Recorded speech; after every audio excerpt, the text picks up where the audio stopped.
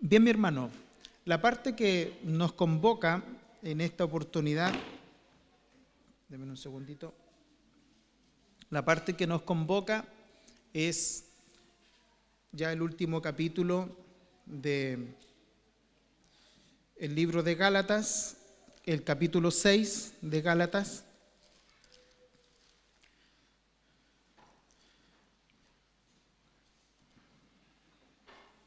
Capítulo 6 del libro de Gálatas, desde el verso 6 al verso 10 nos toca en esta tarde. Gálatas 6, verso 6 al verso 10.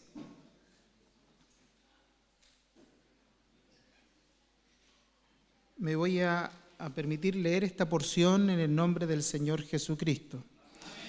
Dice así: el que es enseñado en la palabra, haga partícipe de toda cosa buena al que lo instruye. No os engañéis, Dios no puede ser burlado, pues todo lo que el hombre sembrare, eso también segará. Porque el que siembra para su carne, de la carne segará corrupción, mas el que siembra para el Espíritu, del Espíritu segará vida eterna. No nos cansemos pues de hacer bien, porque a su tiempo segaremos si no desmayamos.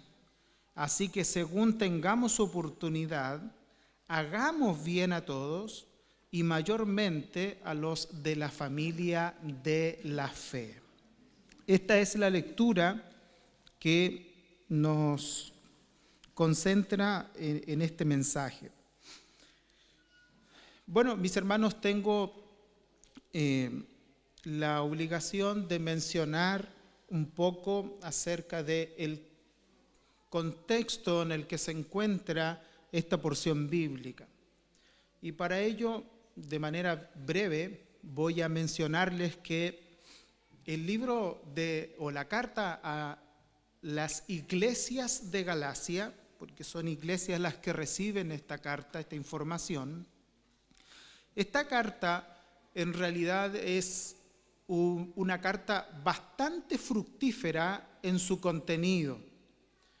Parte con el capítulo 1 y el capítulo 2, exhortando a los hermanos a que ellos puedan encontrar un valor en el ministerio de Pablo, en este caso en su apostolado. Pablo parte una defensa de su apostolado en los primeros dos capítulos.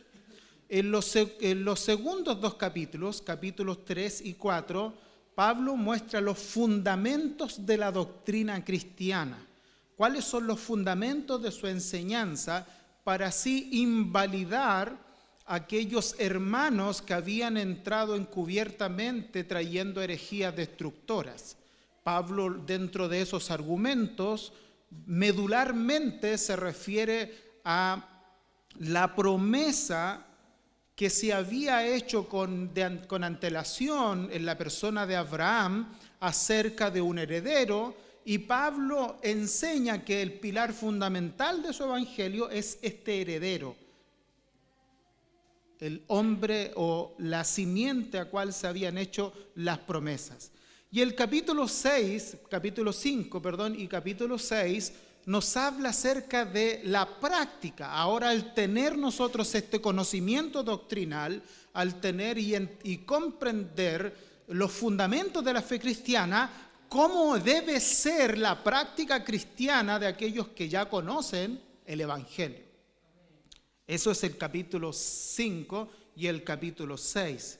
El capítulo 5 comienza a hablarnos acerca de la libertad cristiana y la firmeza que el cristiano tiene y debe tratar de mantener en su fe cristiana.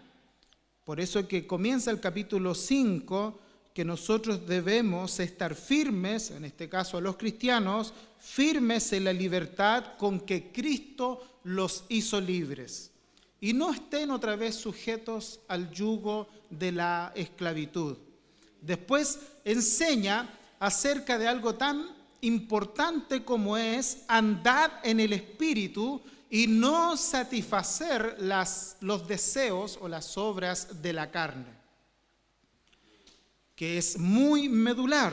Eso es esencial en la vida cristiana, y que como fruto de andar en el Espíritu, el hombre espiritual debe aprender a restaurar al hermano que ha sido sorprendido en alguna falta o en algún pecado. Que una persona que restaura es una persona que está dando evidencias de que su vida está siendo controlada por el Espíritu Santo. También tenemos que mencionarlo que dentro de todo este contexto de no andar en la carne y en los deseos de la carne, sino que andar en el Espíritu y ser controlado por el Espíritu, hay algunas advertencias importantes. Y dentro de estas advertencias, Pablo menciona de que hay peligros serios para aquellas personas que andan en la carne. Y yo quisiera, a modo de, porque hemos ocupado bastante tiempo para hablar de estas cosas, y yo quisiera ya, al terminar esta carta, porque estamos a punto de terminar, nos quedará una, con suerte, 2 prédicas más de esta carta a los Gálatas, pero yo quisiera asentar ya las últimas bases acerca de cómo se evidencia una persona que anda en la carne, porque yo quiero que usted entienda de que incluso podemos estar aquí y no estar viviendo por el Espíritu y estar viviendo por la carne. Y una de las cosas que manifiesta una vida controlada por la carne es que sus obras en realidad están puestas en su autosatisfacción personal y que va a tener como resultado una vida desenfrenada, una vida egoísta, que usa a las personas para satisfacer sus propios apetitos. De hecho, cuando usted ve la lista que menciona ahí como las obras de la carne, todas tienen que ver con un egoísmo del ser humano, que vive en esa condición. Ahora, esa práctica también religiosamente la tenían aquellas personas que entraron encubiertamente. Eran personas religiosas que manifestaban actitudes egoístas. De hecho, el capítulo 4, verso 17, y lo voy a leer en la Biblia NTV, porque para que usted entienda con la claridad que se escribe ese verso, manifiesta el egoísmo de estas personas, que ellos, al andar y aún tener una religión y practicar esa religión en su carne, lo único que manifiestan es el deseo de satisfacer sus propios intereses. Dice el verso 17 del capítulo 4, esos falsos maestros están muy ansiosos de ganar el favor de ustedes, pero sus intenciones no son nada buenas. Los que quieren es aislarlos de mí para que ustedes solo le presten atención a ellos. De hecho, los comentaristas que se enfocan en explicar pasajes como estos, mencionan que una evidencia de estas personas es que a estas personas no les interesa el reino de Dios, sino que les interesa satisfacer su propio ser y que usan a los demás con el fin de satisfacerse a sí mismos. Podemos entender entonces que el deseo de la carne está centrado en el yo del individuo y que estos deseos se harán valer de cualquier cosa que les sea útil como instrumento para satisfacer sus propios deseos egoístas, incluyendo a los santos de la iglesia del Señor. Y fíjese que en ese contexto, incluso pastores que predican la palabra del Señor pueden estar predicando la palabra del Señor con un deseo carnal, de usar a la gente para sus propios beneficios, aun cuando estén citando la palabra de Dios.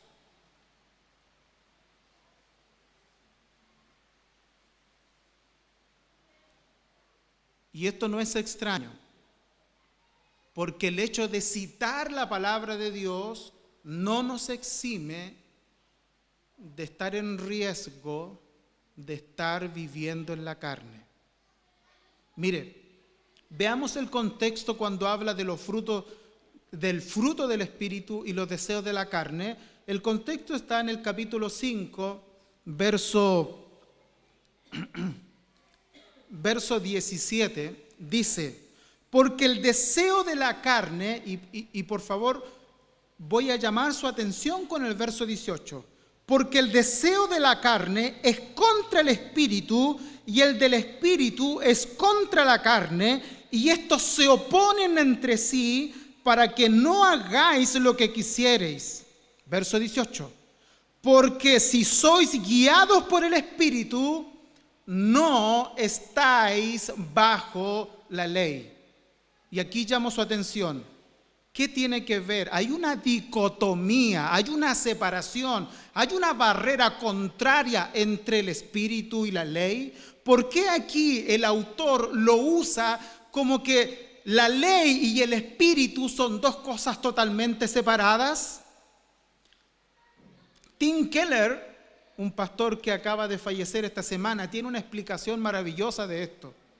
Y es que, si bien es cierto, Pablo usa la ley como algo contrario al espíritu, lo usa solo porque se está refiriendo a estos falsos hermanos que usan argumentos tan sacros como la ley para satisfacer sus propios deseos. Y dice Tim Keller que la naturaleza pecaminosa es aquella dentro de nosotros que quiere que seamos nuestros propios salvadores y señores. La mente puesta en la carne aún funciona bajo la ley. Rechaza el regalo gratuito de la justicia de Cristo y su salvación y sigue buscando lo suyo propio. Por lo tanto, el pecado que yace debajo de todos los pecados, el motivo de nuestra desobediencia siempre es la falta de confianza en la gracia y en la bondad de Dios, y es un deseo de protegerse y guardar nuestras propias vidas por medio de nuestra autosalvación. Lo que está diciendo Tim Keller de manera muy especial es que el deseo de la carne tiene que ver siempre con mi propio deseo egoísta, conmigo mismo. No importa que use la religión, use la iglesia, use la ley, que es algo tan sagrado. La palabra del Señor nos enseña en Romanos que la ley es santa y es buena. Y aún usando algo santo y bueno, podemos estar viviendo en la carne si lo estamos usando con fines tan egoístas y tan pecaminosos.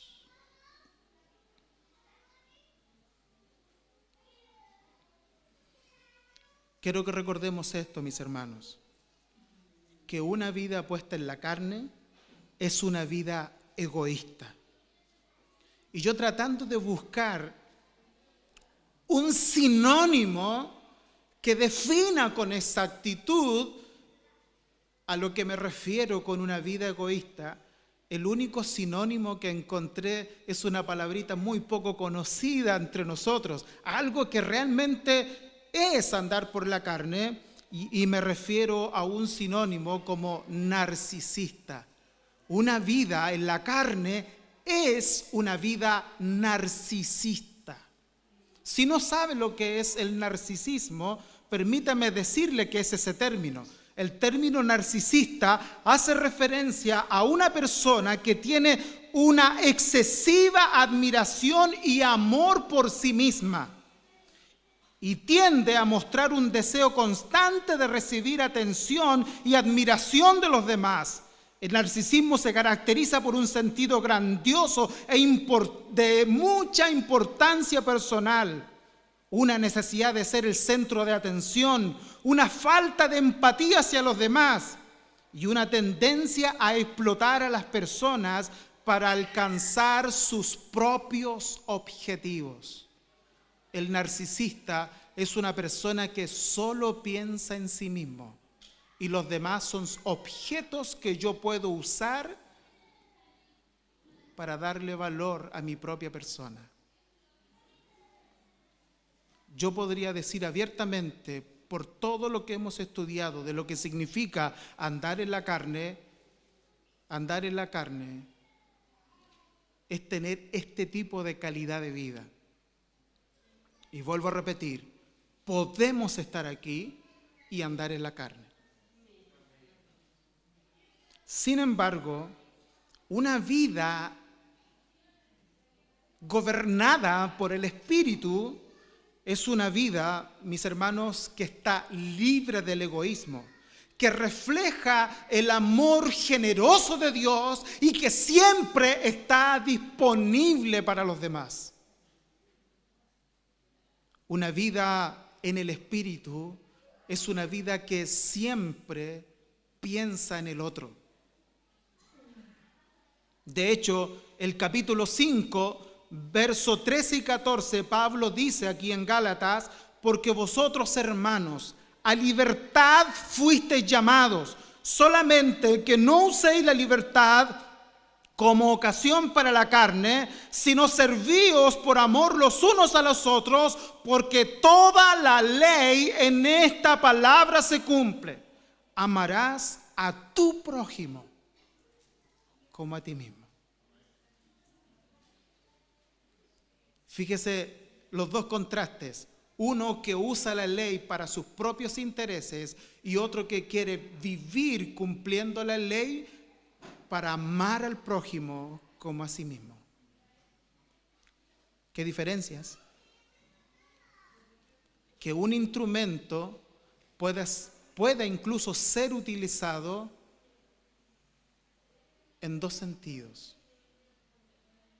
Mi hermano, por esta razón no es extraño que dentro de las características del fruto del Espíritu sea mencionado el amor, la bondad y la benignidad.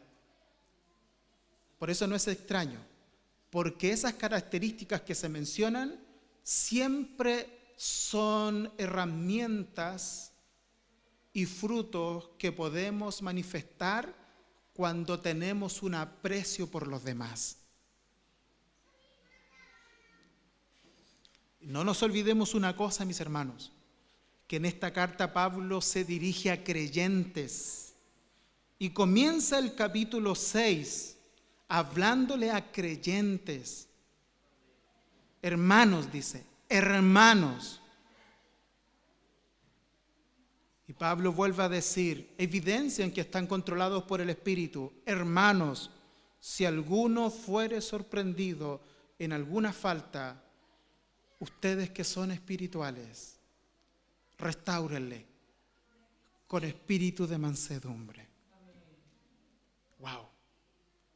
Un hombre guiado por el Espíritu, controlado por el Espíritu, siempre quiere servir a los demás. Bajo ese contexto, lo que viene está hablando de una manera práctica en cómo nosotros podemos crecer en el dominio del Espíritu Santo. Bajo ese contexto de estar controlado por el Espíritu, se escribe el verso 6, donde nos enseña: el que es enseñado en la palabra, haga partícipe de toda cosa buena al que lo instruye. Y yo quiero mencionarles algo. aunque este verso está extremadamente manoseado. Y este verso es usado por inescrupulosos para reclamar lo que no se debe reclamar, sobre todo las riquezas de la congregación. Lo cierto es que cuando usted desmenuza este versículo, se va a dar cuenta de que puntualmente, de manera literal, no se refiere como cosas buenas a cosas materiales.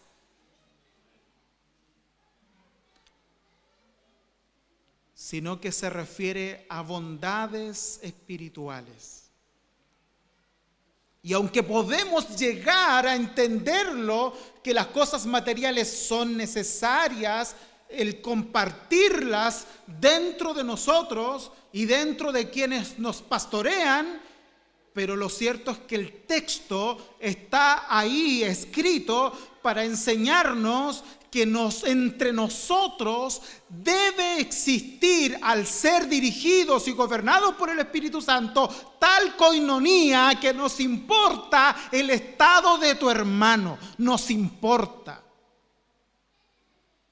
De hecho, la palabra partícipe ahí, cuando dice el que es enseñado, haga partícipe, precisamente es la palabra koinoneo. Entonces escuchaba esa palabra, hoy tenemos una koinonía entre nosotros, que no significa nada más que compartir o fraternizar. Eso es, compartir o fraternizar, es decir, estar al lado de alguien, compartiendo. Y que cuando el texto dice que el que es enseñado en la palabra debe compartir, es decir, debe estar, debe fraternizar, debe, mis hermanos, estar al lado de los que les instruyen. También dice, en el texto dice cosa buena. Y lo cierto es que hay que ser muy honestos para decir que la palabra de esa frase, que enmarca esa frase, es la palabra ágatos, que quiere decir excelencia espiritual y moral. Es la misma idea que se usa para expresar las virtudes del Evangelio. ¿Recuerda usted el pasaje de Romanos capítulo 10? Ese pasaje en el verso 15, como dice, ¿y cómo predicarán si no fueran enviados? Como está escrito, cuán hermosos son los pies de los que anuncian la paz, de los que anuncian, y ahí viene la misma palabra, las buenas nuevas. Es la misma palabra, de cosa buena o buena nueva, es la misma palabra ágatos. ¿Y usted sabe a qué se refiere? Al Evangelio y su poder, al Evangelio y su virtud, de modo tal que una responsabilidad de los creyentes que están siendo gobernados y dirigidos por el Espíritu Santo no solamente es ser receptores del Evangelio, sino compartir el Evangelio, aún con aquellas personas que les instruyen. En ese contexto, y solo en ese contexto, y vuelvo a citar a Tim Keller llegó a decir que solo en ese contexto, en el contexto de la fraternidad, en el contexto de compartir cosas buenas, se podría pensar en algo material. Dice Tim Keller en el comentario de este verso 6, toda cosa buena muy seguramente incluye apoyo financiero. Si el maestro para hacer su trabajo puede ser sostenido a tiempo completo, beneficiará a todos. Desde este punto de vista, la palabra koinoneo se vuelve aún más rica porque el salario de un maestro cristiano no debe verse como un pago, más bien como una beca. Así como los maestros comparten los dones espirituales que Dios les ha dado con las personas que aprenden, Así las personas que aprenden comparten los dones monetarios que Dios les ha dado con sus maestros. De esta manera debemos dar generosamente al grupo de personas que hacen el trabajo en nuestras iglesias. No debemos ser consumidores que solo van a la iglesia y se saquean de sus beneficios sin dar un apoyo significativo a ella. Pero este dar tiene que ir acompañado de una actitud correcta. La enseñanza cristiana no es solo un producto o un servicio más que pagar, sino una rica comunión y un mutuo compartir de los dones recibidos por Dios.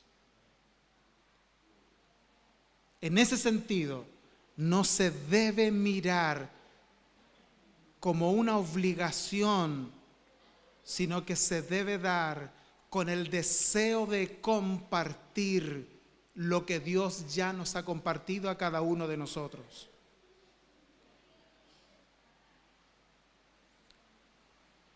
Y lo menciono porque si usted acostumbra a ver canales que promueven la apostasía, este pasaje lo usan mucho para esos fines. Sin embargo, el apóstol Pablo sigue mencionando, vuelvo a repetir, el que es enseñado en la palabra, haga partícipe de toda cosa buena al que lo instruye. Y el verso 7 dice, no os engañéis. ¡Wow! Yo me puse a pensar, dije, pero ¿cuál es la finalidad de Pablo?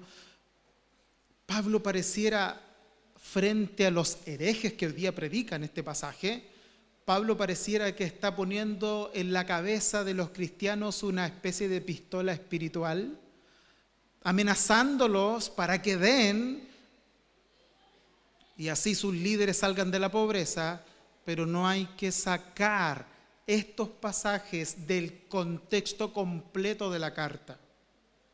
Porque dice, no os engañéis, Dios no puede ser burlado, pues todo lo que el hombre sembrare, esto también segará. Fíjese, mis hermanos, que en esta idea, bajo esta idea, yo por lo menos veo una advertencia de Pablo, pero esta advertencia se tiene que dar bajo esta mirada.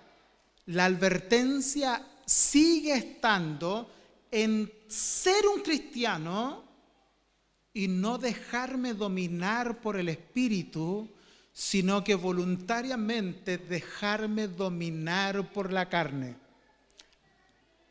Ahí está la advertencia. La advertencia no está en lo monetario. La advertencia está en que yo, siendo cristiano, no estoy viviendo en coherencia con mi llamado cristiano, y en vez de dejar que el Espíritu Santo obre en mi vida, he entregado mi voluntad, mis deseos a la voluntad y a los deseos de la carne. Pablo ahí dice, no os engañéis. Dios no puede ser burlado. Todo lo que el hombre sembrare, eso también segará. Porque el que siembra para la carne, de la carne segará corrupción. Mas el que siembra para el Espíritu, del Espíritu segará vida eterna. Aquí, mire, se lo menciono porque somos una iglesia que llevamos predicando la gracia del Señor por muchos años, muchos años. Y a veces nos parece que el evangelio de la gracia nos exime de nuestras responsabilidades cristianas. Pero este pasaje nos va a permitir observar de que aunque somos salvos por gracia y la gracia conserva nuestra salvación en el poder del Espíritu Santo, nuestras responsabilidades cristianas siempre están. Y si somos negligentes frente a las responsabilidades cristianas, vamos a sufrir nefastas consecuencias. Pero ordenemos el tema. La famosa ley de la siembra y la cosecha. En aspectos más técnicos, algunos le llaman la ley de la causa y el efecto. Es la ley de la siembra y la cosecha, la ley de la causa y el efecto. Hace un tiempo atrás me tocó a mí leer un libro muy maravilloso de un maestro que Dios dio a la iglesia en el área reformada, llamado Herman Bavinck. Él escribió un libro que se llama Dogmática Cristiana, y en ese libro, en este trabajo, en el área de la antropología, es decir, el estudio del hombre, Herman repartió un comentario maravilloso, y él hizo este comentario: toda esta enseñanza de la creación, que ocupa un lugar prominente y central en las Escrituras, no se presenta como una explicación filosófica del problema de la existencia.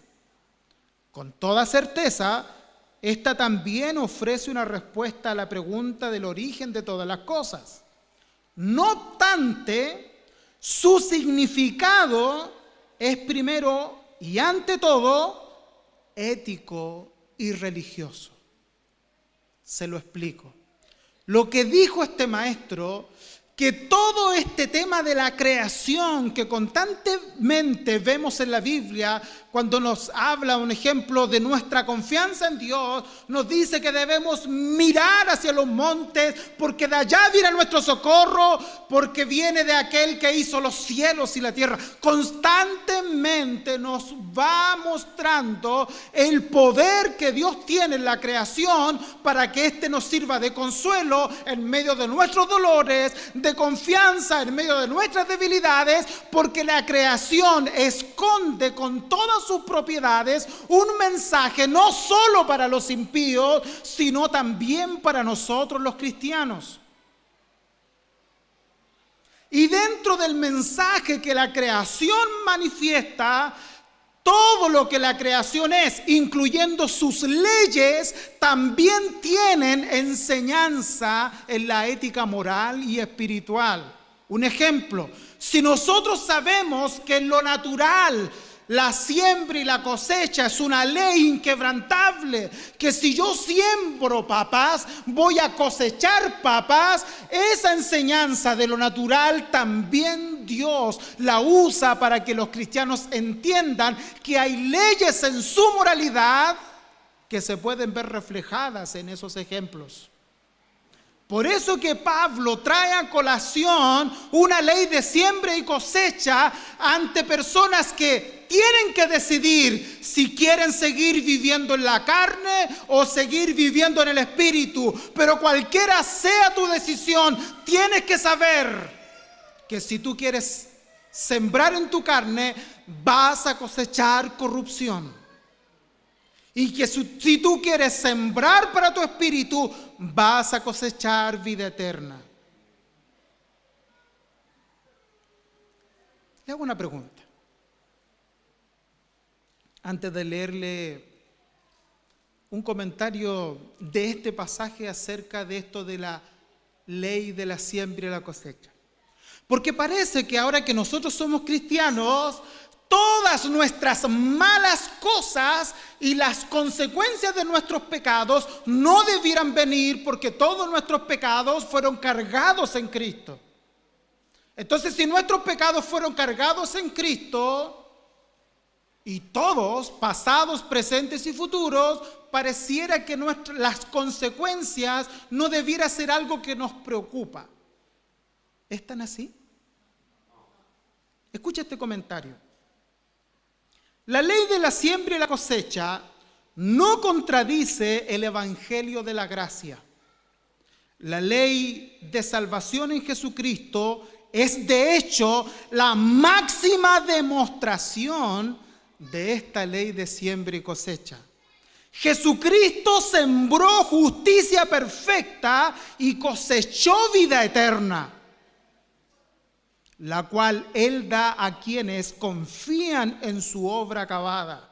El creyente recolecta una cosecha de vida eterna porque se ha unido por la fe en Cristo en el poder del Espíritu Santo.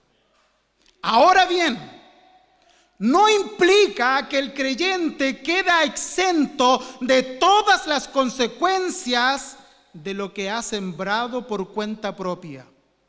Nunca cegará las consecuencias últimas del pecado, que son muerte y juicio eterno. Gracias a que su Señor ya cegó para él las consecuencias benevolentes de salvación y vida eterna en su lugar, pero continúa cegando las heridas, la vergüenza, el dolor y las aflicciones terrenales de sus pecados y sus necedades. La ley de causa y efecto de Dios no deja de operar en la vida de sus hijos. No deja de operar. Ojo. Por eso que Pablo dice, no os engañéis. No os engañéis. ¿Qué quiere decir? No te dejes descarriar voluntariamente. Y después añade otra palabra. Dios no puede ser burlado. Esa palabra burlado hace referencia a alzar la nariz en un acto de mofa, de irreverencia o de escarnio frente a la verdad. No os engañéis. Por eso que encontramos, mis hermanos, en diferentes pasajes, tanto del Antiguo Testamento como del Nuevo Testamento, que la ley de la siembra y la cosecha siempre está vigente.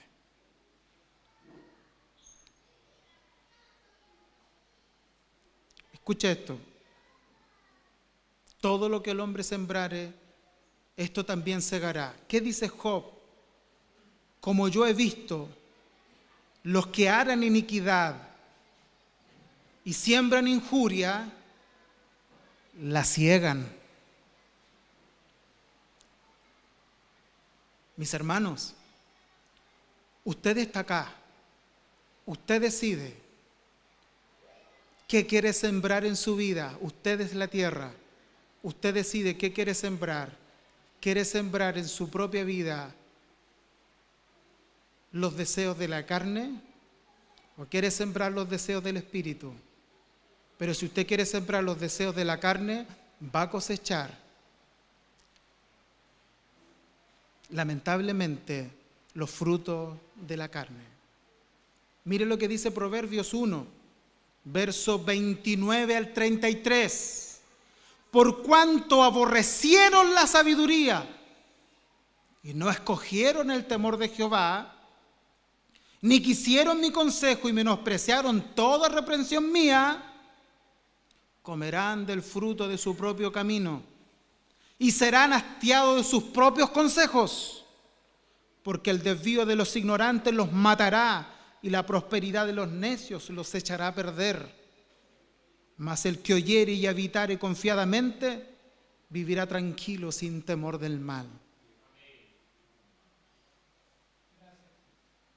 ¿Sabe lo que dijo Oseas?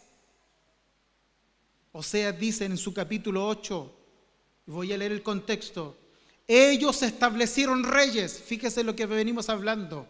Una característica de un hombre guiado por su carne es que egoísta, busca sus propios beneficios y cualquier cosa que esté disponible para satisfacer sus propios beneficios la va a usar. Escuche esto. Ellos establecieron reyes, pero no escogidos por mí. Construyeron príncipes, mas yo no lo supe. De su plata y de su oro se hicieron ídolos para sí, para ser ellos mismos destruidos. Tu becerro, oh Samaria, te hizo alejarte. Se encendió mi enojo contra ellos hasta que no pudieron alcanzar purificación, porque de Israel es también y artífice lo hizo. No es Dios, por lo cual será deshecho en pedazos el becerro de Samaria, porque sembraron vientos y torbellinos segarán. No tendrán mies ni espiga hará harina, y se les hiere, extraños la comerán. Wow. Y esa fue una realidad en Israel. Sembraron vientos y cosecharon tempestad, torbellinos, tempestad. En la mañana nos decía nuestro hermano Jaime, leyendo el capítulo 2, porque por la dureza de tu corazón no arrepentido, atesoras para ti mismo ira para el día de la ira y de la revelación del justo juicio de Dios, el cual pagará a cada uno conforme a sus obras, vida eterna a los que perseverando en bien hacer buscan gloria, honra y inmortalidad. Pero ira y enojo a los que son contenciosos y no obedecen a la verdad, sino que obedecen a la injusticia, tribulación y angustia ante todo ser humano que hace lo malo, al judío primeramente y también al griego, pero gloria y honra y paz a los que hacen lo bueno, al judío primeramente y también al griego, porque como nos decía nuestro hermano en la mañana, porque no hay acepción de Dios, porque no hay acepción de personas para con Dios. Cuidado con eso. Cuidado con esa siembra. Porque sí, mis hermanos, cuando nos ocupamos nuestro tiempo y los momentos de nuestra responsabilidad cristiana para sembrar en la carne, no esperemos que vamos a cosechar otra cosa que no sea las consecuencias de la carne. ¿Sabe lo que dice John Stott referente a esto en su comentario a los Gálatas?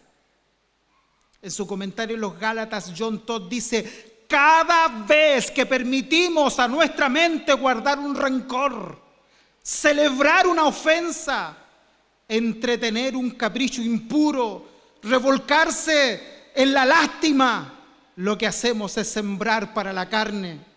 Cada vez que pasamos tiempo de más en malas compañías, cuya influencia perdida sabemos que no podemos resistir, cada vez que nos metemos en la cama cuando debiéramos estar levantados y orando, cada vez que observamos materiales pornográficos, cada vez que corremos aún un riesgo haciendo añicos nuestro dominio propio, lo único que hacemos es sembrar y sembrar para nuestra carne. Y esa es la verdad. Y sin duda, mis hermanos, si ocupamos tiempo en esas cosas, lo cierto es que cosecha de esas cosas van a venir. Permíteme hablar, quizás no es un tema, pero permíteme aplicar esto.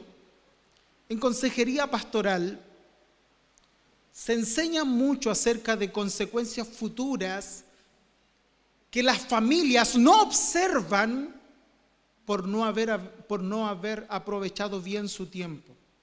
Hermano, todo lo que hacemos, todo lo que sembramos en nuestro grupo familiar va a terminar.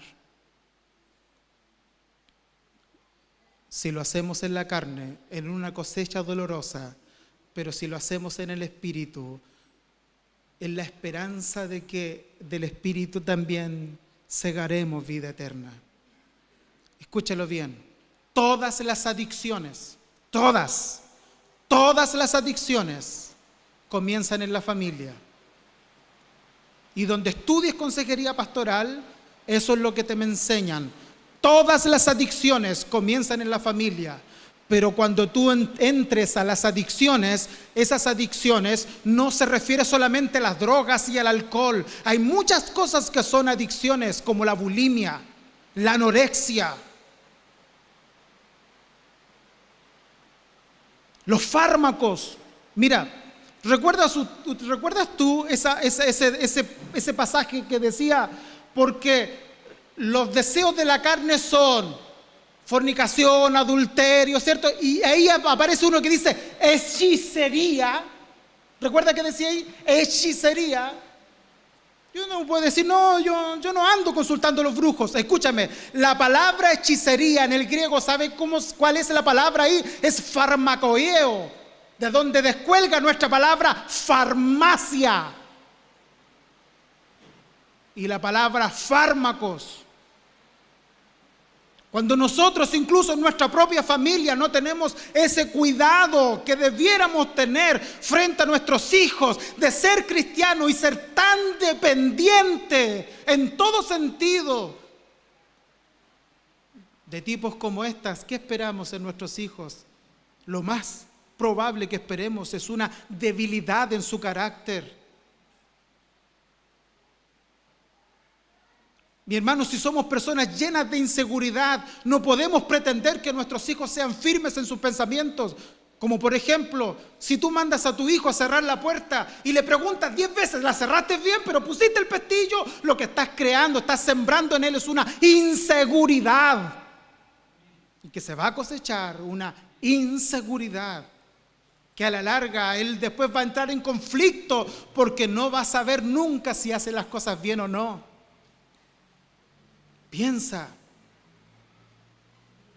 A ver, voy a ir más agudo primero, más al centro en esto. Mi hermano, ahora frente a la ideología de género y a todas estas perversidades que se están dando, tú como cristiano puedes aún, siendo un cristiano, estar sembrando para que esas cosas alcancen a tus propios hijos. Sin darte cuenta, a lo mejor. Y espero que sea sin darte cuenta. A diferencia del texto que dice no os engañéis, espero que sea sin darte cuenta para que te arrepientas y pidas perdón al Señor y tenga de ti y de tu casa misericordia. Pero cuando tú en tu núcleo familiar visibilizas un conflicto familiar entre el esposo y la esposa, tus hijos observan ese tipo de cosas porque no has sido sabio en cómo tratar esto de manera cristiana.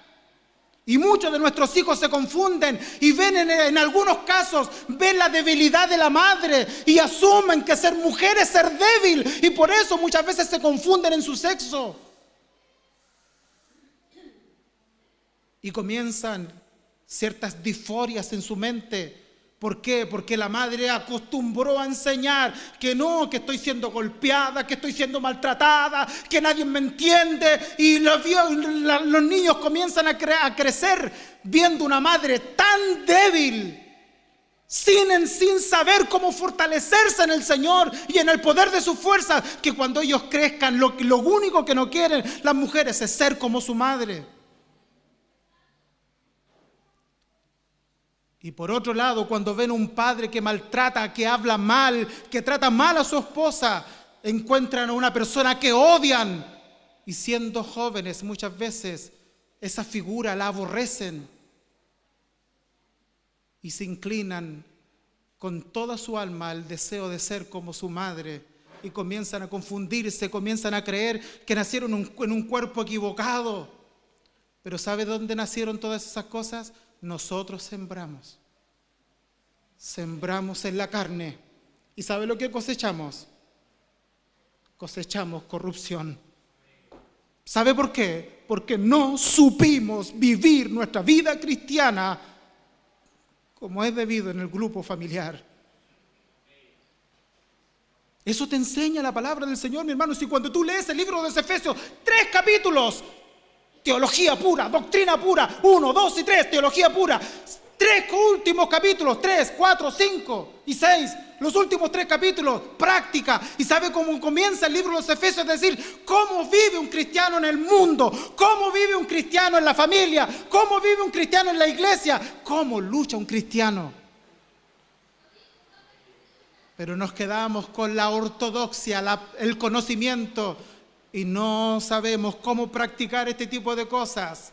Seguimos pensando en nuestros propios intereses, en nuestros propios beneficios, y como consecuencia, sin darnos cuenta, siendo cristianos, sembramos en la carne. Y cuando nuestros hijos crecen, nos damos cuenta que la cosecha fue horrible.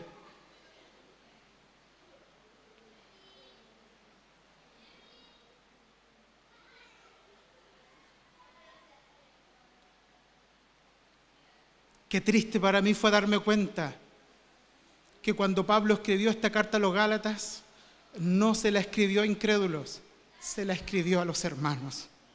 Porque aún los hermanos, siendo hermanos, pueden, siendo cristianos, sembrar para su carne. Pero qué consuelo maravilloso, porque tenemos dos áreas donde sembrar: o siembras para tu carne o siembras para el Espíritu. Y Pablo dice, pero que si nosotros sembramos para el Espíritu, del Espíritu cosecharemos vida eterna. Vida eterna. Y sembrar para el Espíritu es procurar tener los frutos del Espíritu. Sembrar para el Espíritu es andar en el Espíritu, es ser guiado por el Espíritu. Es lo mismo que permanecer en Cristo y andar en Cristo. Sembrar y vivir por el Espíritu es poner la mirada en las cosas de arriba y no en las de los hombres. Andar en el Espíritu es ser transformados en la renovación de nuestro entendimiento para que comprobemos cuál sea la buena voluntad de Dios, que es agradable y perfecta, según Romanos 12, versos 1 y 2. Y si esas cosas, mis hermanos, son las que quiero tener al frente, sin duda nuestra cosecha será del Espíritu. Que Dios nos bendiga. Leamos últimamente esto. Leámoslo. Dice, referente a la siembra por el Espíritu. Busca esto, la siembra por el Espíritu. Porque el que siembra para la carne, de la carne segará corrupción. Mas el que siembra por el Espíritu, del Espíritu segará vida eterna. No nos cansemos, pues. Esa frase de no nos cansemos, sí es verdad. Es una frase que en la palabra original dice, no te sientas exhausto. No nos cansemos pues de hacer el bien. No te sientas exhausto al nivel de declinar. No te sientas exhausto al nivel de renunciar. No te sientas exhausto al nivel de decir, no quiero más. Porque lo que Dios te está enseñando con esta ley de la siembra y la cosecha, que tú tienes que abastecerte de las fuerzas que vienen del mismo Espíritu. Porque si tú haces esto en tus fuerzas te vas a cansar.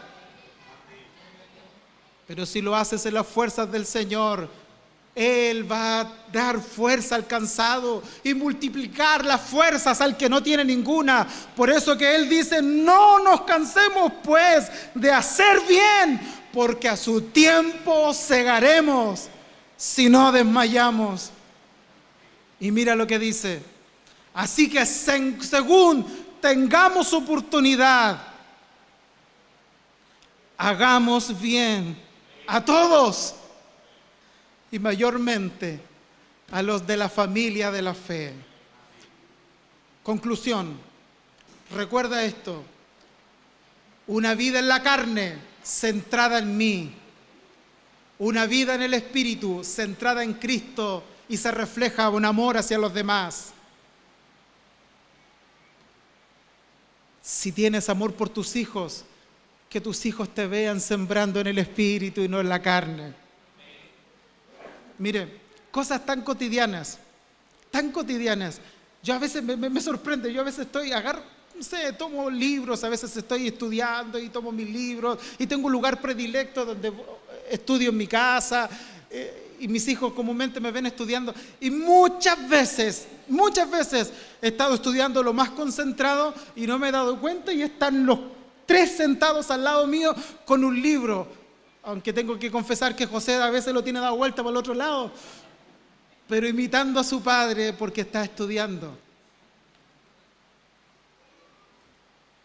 Lo que tus hijos ven, ellos practican. Si tus hijos te ven orando, Si tus hijos te ven pidiendo fuerzas al cielo, si tus hijos te ven en comunión con Dios, si tus hijos en medio de tus dolores y tus enfermedades te ven cantando y refugiándote en la maravillosa gracia de Dios, ¿qué crees que ellos van a hacer en sus propias pruebas? Siembra para el Espíritu. Siembra, porque del Espíritu segarás vida eterna. Que Dios te bendiga y que la palabra del Señor sea un bálsamo refrescante para nuestras vidas espirituales. Oramos al Señor. Padre Celestial, enséñanos a vivir dirigidos por tu Santo Espíritu. Enséñanos a vivir en dependencia de ti. Y si hoy, Señor, tenemos que arrepentirnos de nuestras malas prácticas, perdónanos. Perdónanos, nos arrepentimos de nuestros pecados y queremos en realidad aprender a ser guiados y gobernados por tu Santo Espíritu. Gracias por haber sembrado a tu Hijo, porque la cosecha de la siembra de tu propio Hijo es que hoy nosotros tenemos por esa cosecha salvación y vida eterna. Gracias, gracias por habernos regalado a Cristo. Y ahora ayúdanos a vivir en dependencia y en el poder de tu Santo Espíritu, mirándolo a Él por sobre todos los términos de la tierra. Señor, te necesitamos. Reconocemos nuestra fragilidad y nuestra necesidad de ti. Te necesitamos. En esta tarde nuestro depósito sea lleno de tu presencia para que al irnos a casa podamos disfrutar de lo que significa ser guiados por tu Santo Espíritu. A ti el honor, la gloria y la alabanza por siempre. Amén.